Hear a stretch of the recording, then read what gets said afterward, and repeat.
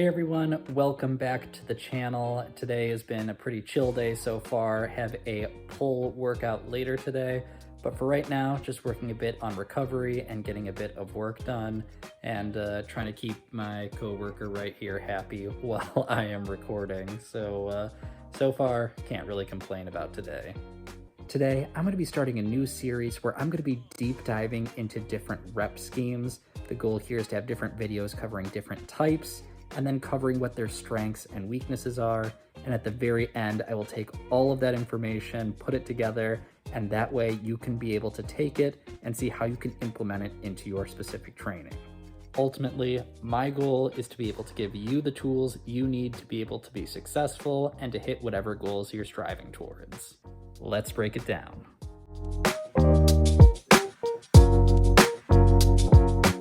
So for the first part of the series, we're going to be starting off with the classic and traditional rep and set schemes. We're going to keep it beginner friendly and we'll then build from there.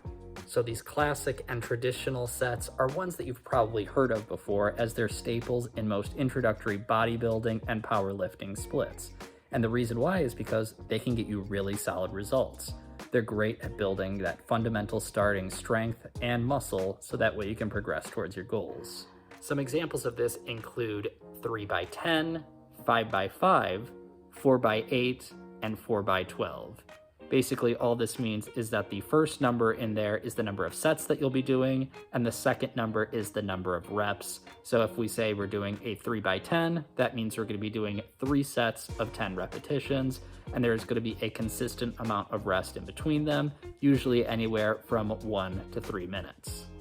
Now, the reason why these are very popular with most fitness programs is because they're right in the sweet spot of strength building and muscle building. If we look at something like 5 sets of 5 reps, you're still having to go up and exert yourself for a certain period of time to get a really good stimulus to build muscle, but you're also having to output an immense amount of strength in order to complete the reps, especially if you're using heavier weights. And then if we go a little bit higher and do something like 3 sets of 10, you're having to exert yourself for maybe only 3 sets, but the duration of the movement is a bit longer with a moderate amount of weight. So from both of these approaches, you're going to be building up strength in different capacities and also building up different type of muscles. Now, granted, keep in mind that even though we'll be doing something like 3 sets of 10, if you do 3 sets of 11, it's not the end of the world. Or maybe if you do 6 sets of 5, it will also give you an equal amount of gains. It's not set in stone, but these are just popular ones that are very good cookie cutter ones to get you started. Now, if you wanted to strictly stay with 5 sets of 5 reps, how would you be able to overload it? Well, at that point, it's really about increasing your weight or reducing the amount of time that it takes in between those reps. So this could be something like 1 week you're doing 5 sets of 5 with 100 pounds, and the next week you would do 105 pounds instead to get that additional progressive overload and push yourself forward. Or instead of doing 3 minutes rest, you could do 2.5 minutes rest in between, so that way your body is going to have to exert itself with a little bit less recovery in between and getting stimulus that way.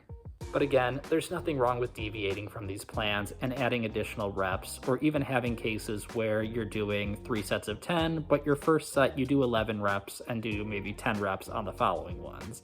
The biggest thing with these kind of set in stone, kind of traditional reps and sets is that they're ones that you can remember pretty easily. You have to go in and do 3 sets of 10, and that way you can find a number that works best for you and go and hit it. The biggest downside is sometimes people will use that as a limitation. They say, okay, I'm going to go do 4 sets of 8 today, and they have more in the tank, but they don't push themselves even harder.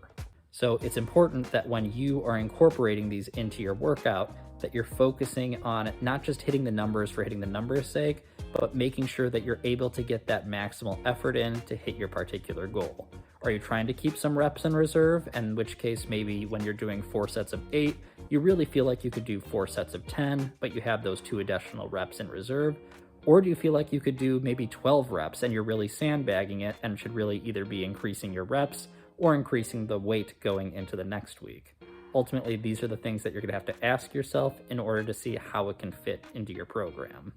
But if you're a beginner and trying to find that place to start, this is definitely one of those great rep schemes because it gives you that place to kind of test and find where your numbers are. So let's say you're doing 3 sets of 10 through experimentation, you're able to find that you're able to push yourself with about 20 pounds, for instance.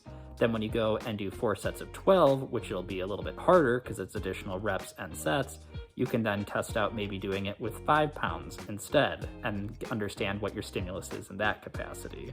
So this is great for you beginners out there that kind of want to understand your numbers and get that baseline of fitness established before you dabble with either more strength-based goals or maybe some more conditioning-based ones. So ultimately, if you're looking for that base level of strength and muscle building, these traditional reps and sets are tried and true and will get you results. Just make sure that you understand that you're actually giving that full effort when going in.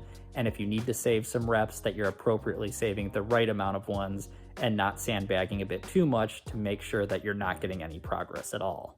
Beginners, this one will do wonders for you. Definitely have this as the staple of your program starting out before you experiment with the ones we'll be covering in the next set of videos. In the next video, we're going to be covering different strength-based rep and set schemes. So if that's of interest to you, remember to hit that subscribe button for that future video. And if you're interested in maybe some conditioning or time-based rep and set schemes, don't worry, those will be following right afterwards.